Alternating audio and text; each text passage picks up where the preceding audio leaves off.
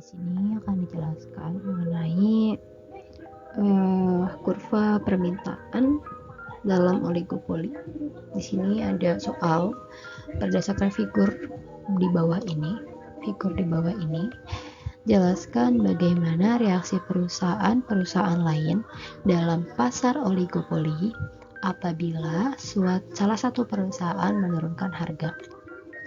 Lalu bagaimana kondisinya ketika perusahaan lain merespon atau bereaksi dan ketika perusahaan lain tidak merespon atau bereaksi.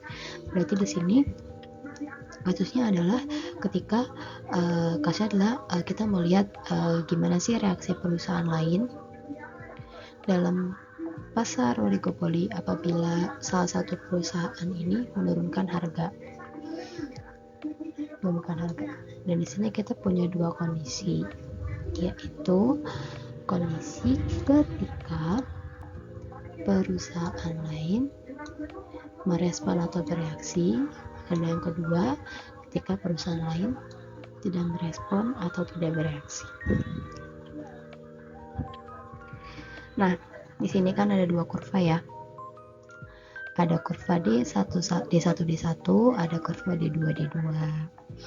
Kurva D1 ini menggambarkan permintaan yang dihadapi suatu perusahaan yang merubah harga sedangkan perusahaan lainnya nggak merubah harga. Jadi kalau misalnya perusahaan lain tidak merespon atau bereaksi, ini kurva permintaannya digambarkan di kurva D1. Lalu kalau misalnya ketika perusahaan lain merespon atau bereaksi, ini kurvanya yang kurva D2. Oke. Itu diingat-ingat dulu. Kalau perusahaan lain tidak merespon, itu kurvanya yang D1, dan ketika perusahaan lain merespon, itu kurvanya yang D2. Baik, selanjutnya kita analisis ya dari kurvanya. Ini diketahui bahwa keseimbangan harga itu ada di P0. Ketika ini equilibrium atau keseimbangan itu ketika harganya di P0. Dan di sini diketahui jumlah barang yang dimintanya sebanyak Q0. Ketika harganya sebesar P0, jumlah barangnya itu Q0 untuk mencapai titik keseimbangannya.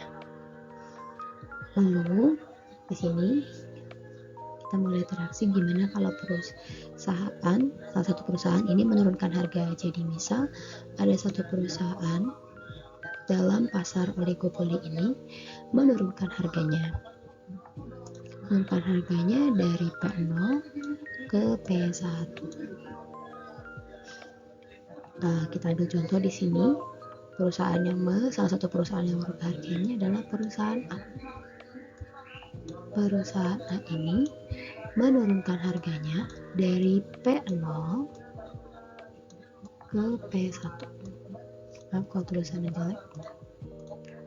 Pokoknya perusahaan A ini nurunin harga kan dari P0 ke P1. Harganya turun.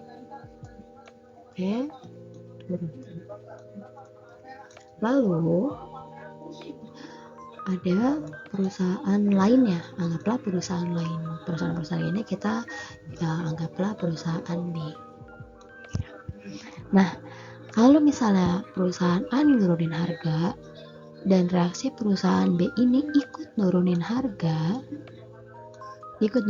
juga nih kayak perusahaan A dari P0 ke P1, maka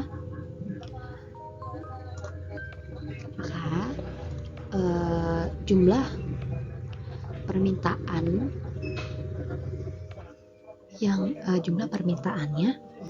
itu hanya meningkat, jumlah permintaan dari perusahaan A terhadap perusahaan A itu hanya meningkat sebesar C aja, sebesar titik C ini.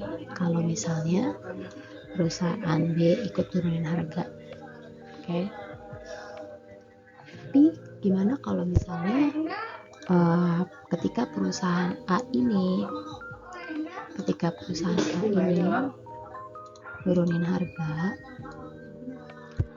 perusahaan A nurunin harga, terus perusahaan B-nya nggak nurunin harga, dia harganya tetap di P0. Jadi perusahaan A menurunkan harga dari P0 ke P1, sedangkan perusahaan B ini nggak nurun harga, dia tetap di P0. Maka peningkatan permintaan terhadap perusahaan A ini sebesar C1.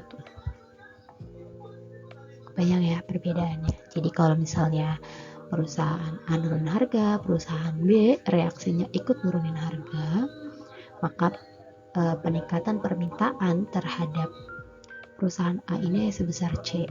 Lalu kalau misalnya kondisi yang kedua, ketika perusahaan A menurunkan harga tapi perusahaan B tidak ikut menurunkan harga atau tidak merespon tersebut, maka peningkatan permintaan terhadap perusahaan A ini sebesar C1.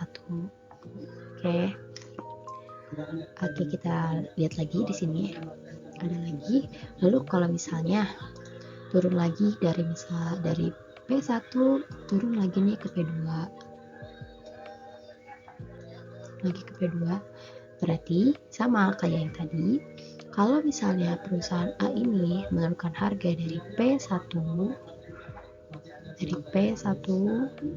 turun ke P2, maka ketika perusahaan A turunin harga P1 ke P2 dan perusahaan B juga ikut nurunin harga dari P1 ke P2, maka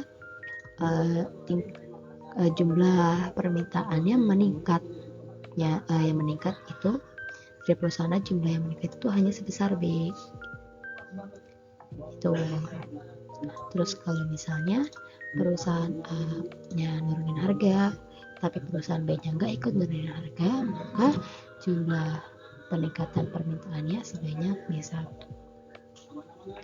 Jadi di sini perbedaannya terlihat ya, kalau misalnya perusahaan itu bereaksi sama tidak bereaksi, atau tidak merespon atau tidak merespon, itu terlihat perbedaan jumlah peningkatannya. Jadi kalau misalnya perusahaan ikut bereaksi, ketika perusahaan ikut bereaksi terhadap perubahan harga terhadap perusahaan lain yang menurunkan harga, itu jumlah peningkatan permintaannya itu lebih sedikit dibandingkan ketika perusahaan lain tidak merespon ya. Jadi kalau perusahaan lain merespon, itu jumlah peningkatannya lebih sedikit dibandingkan ketika perusahaan tidak merespon. Artinya kalau perusahaan tidak merespon, itu jumlah peningkatan permintaannya lebih banyak. Gitu, semoga dapat dipahami. Terima kasih.